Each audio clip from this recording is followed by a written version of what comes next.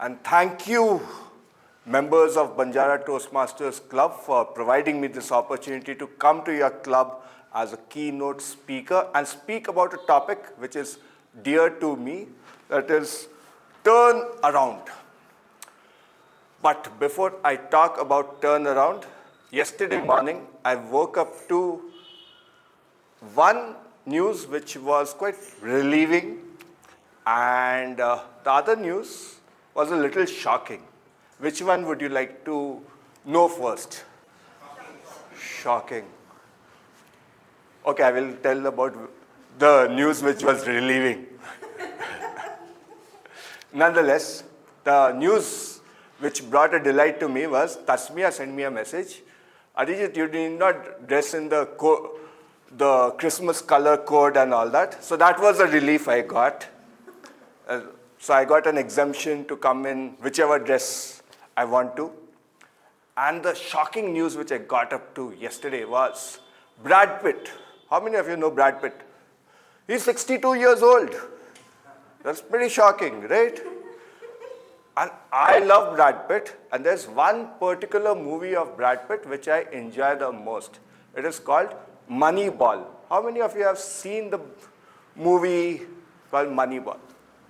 Would anyone like to tell about what did they see in that movie, or what is the movie about? Gentleman over there. He was an agent of... He was a manager? He was a manager of what? He was a manager, yeah. And he was struggling to in his life. That's what I recall. Okay. Anyone else who saw that movie? It was about data, basically. So, Yes. Data was there, but involving what? Mr. Balu, you watched that movie? Toastmaster Balu, did you? Sports team. Okay. So, yeah, thanks. Your name is Guru. Gauri Shankar, sorry. So this movie, Moneyball, is about a struggling team called Oakland Athletics. It's a baseball team. And in the words of the coach, it's a true story.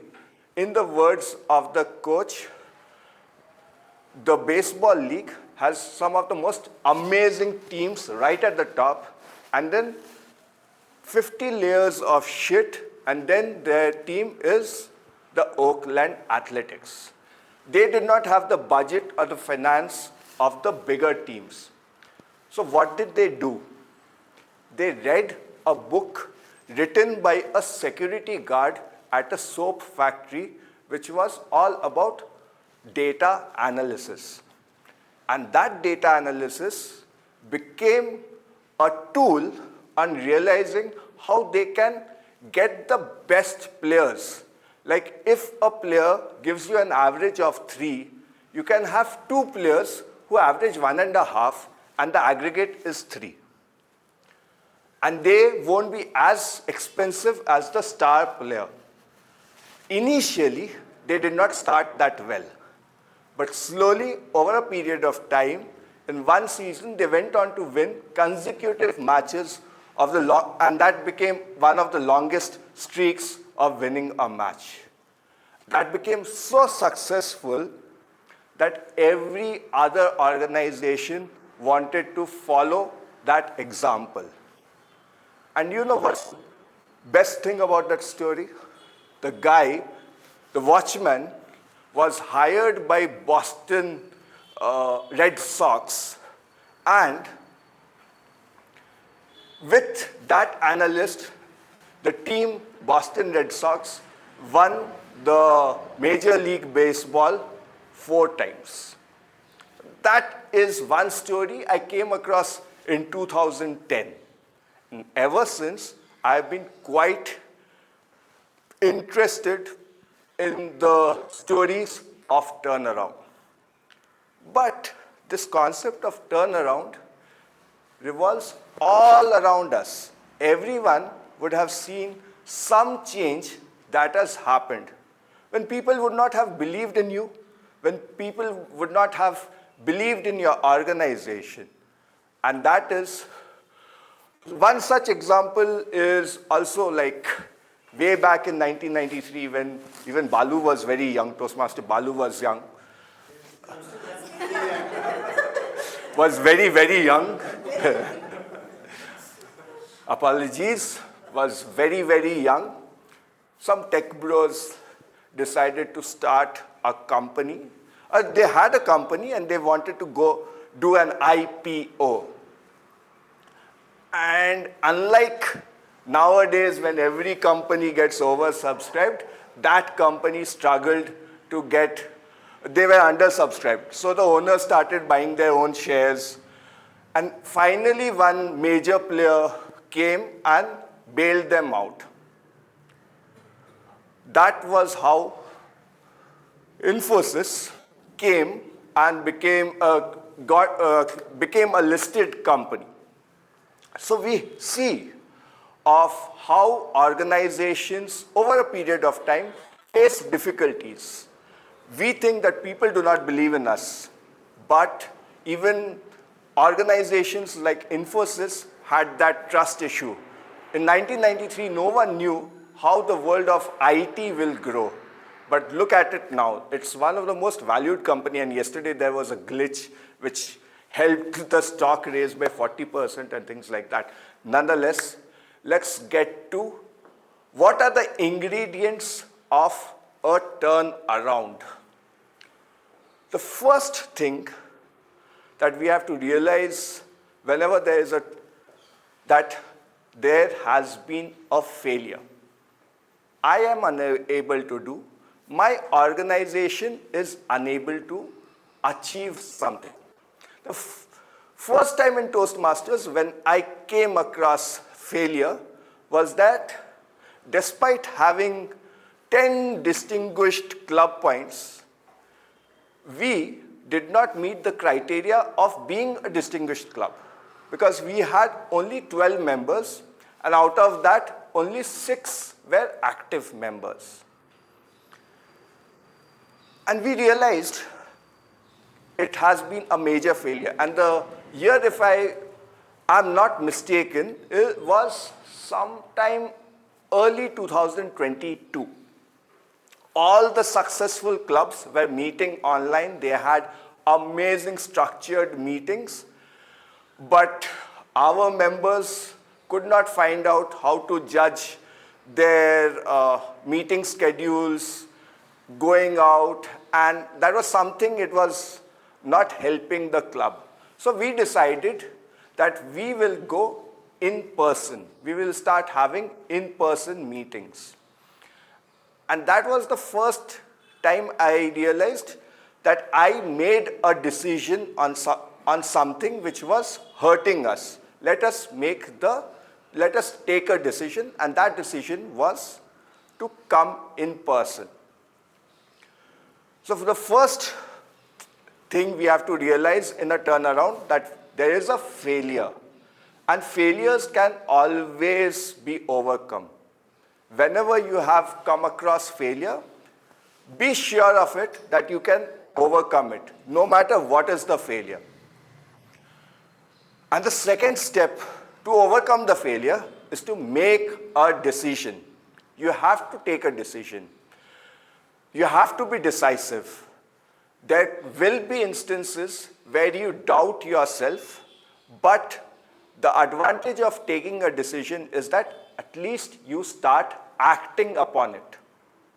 Once you have started acting upon it, the results will not be instant. If it works out, very good. If it does not work out, you can always realign it, right? So that is the second thing we learn in a turnaround. How many of you have made a decision which led to a certain change which has helped you? Anyone from the audience? Yes. Yes, ma'am. So I applied for the research position online for a university research position, and that led me to get an observership in finance under the Department of University, where I finally finalized as to what I may want my master's to be, since it was a really good impact on my time. So you made a decision, and the other aspect of having a turnaround is that when you have made a decision, you have already started to identify what is the problem. How many of you attended the Jamboree event last month? Okay. Oh, I did not see you. I saw the gentleman over there, and I also saw a very young gentleman having lunch with me, and he told a very nice story that his club was struggling, and they were trying to find out why their club is not doing well. So they decided to go to the root cause. And they discovered that on Google, the information that was provided was of an old mobile number which they were not using. The contact details were not perfect. So the club members or the prospects who wanted to attend the meeting could not. So they identified the root cause of the problem. How many of you have heard of the fishbone theory? Yes, Toastmaster. Okay, we have Hari with us. What is the root cause? The fishbone theory. It's a RCA analysis method, like where you draw the middle line of the problem and you draw the branches up and down, and then you put the causes of that particular problem or the factors related to it, and you derive at the root cause of that particular problem. Yes. Being a Bengali, I love the very idea that there is a fish involved. And so I got drawn to the concept of fishbone theory, which is basically the head of the fish is all the problems, and whatever the bones, the skeleton and the bones, they have a cause, they have an effect. You have to ask why is it happening, how we can solve, and how we can resolve. That club identified the problem of that why people are not coming, and today they have close to 20 members. And about 2 years ago, the same club was struggling with a kind of membership. So that kind of transition was something spectacular for them because they identified the root cause of their club. Same club, same people. There is one person whom I came across very suddenly. And one good thing about that person is that she always asks for help. Whenever she is short of role takers, members, she apparently would send those SOS, save our meetings, or SOMs rather, save our meetings, and everyone in the District 92 has attended Banjara Toastmaster Club meeting at least once. And that lady is Isha. She's always there to ask for help whenever it is required.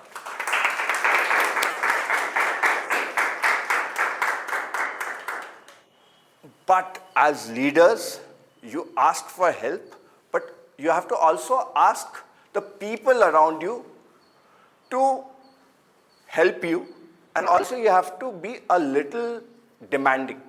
I want you. You have to do it. I believe in you. That is especially important in areas for struggling organizations. And by the way, before we go to the definition or the adjective of struggling organizations, in Toastmasters, we have seen a lot of clubs. Toastmaster Balu, how long you have been a member? 14 years. Karan, how long you have been a Toastmaster? 2015, almost 10 years, 14 years, 10 years. How do you define a struggling club? Or how do you define a struggling organization? Doesn't meet often, no speeches, no energy. Doesn't meet often, no energy. Declining membership. Starts from the base, which is like very less people, and then effort are being made to grow. Because when I started Toastmasters in 2015, it was my college club, and that time also we were very less people. Oh. And then I saw that club growing, and now I have seen this club also grow. Okay. according to the definition of the district or Toastmasters International, a struggling club is any club which has less than 12 members. So they will assign you a club coach and people like that. But for me, every club, irrespective of their strength, has certain struggles. A large club has its struggles. A smaller club has smaller struggles because people affected are very less. But you have to believe in these people. So coming to people, so one major attribute of turning around things is that you have to be people-oriented. People first, people second, people third. I told you about my struggles while managing a club. And that time around, we had moved in person. And still, it was early days, and we would have only 4 people or 6 people attending in person. And no one was actually coming and attending the meeting. Like hardly we would see anyone willing to join. There were much larger clubs that were meeting online. And then on one fine day, 2 ladies who were working in Amazon, they were new in Bangalore, they paid our club a visit. And that day, there were only 2 members in the club. One guy was the sergeant at arms, I was the presiding officer. And these 2 ladies came. And they sat. And I was feeling so ashamed that there was no one around to help them. How will we ensure a proper meeting? So we took the session, we just told them about what Toastmasters is, what an organization is. And because, see, you make a certain payment to Toastmasters and you don't have members over here, I asked the ladies, it would be better if you join a bigger club. And I gave the contact details of the VP membership also, very generous of me. However, after 2 weeks, the same ladies came and they said, we would like to be member of your club. After the 2 ladies joined, a number of people started joining our club. They were the first 2 members who officially joined our club, and over a period of time, from 6 or 8 members, our club grew to almost 20, 22 members. And I was always puzzled by one thing. Why did that ladies decided to join our club? And I asked, her name was Harshita. Harshita, tell me one thing, Harshita and Akansha, tell me one thing, why did you join our club? And the answer was very simple. Because you paid attention to us. Because other clubs, they were busy doing their activities, but no one was catering to what we wanted.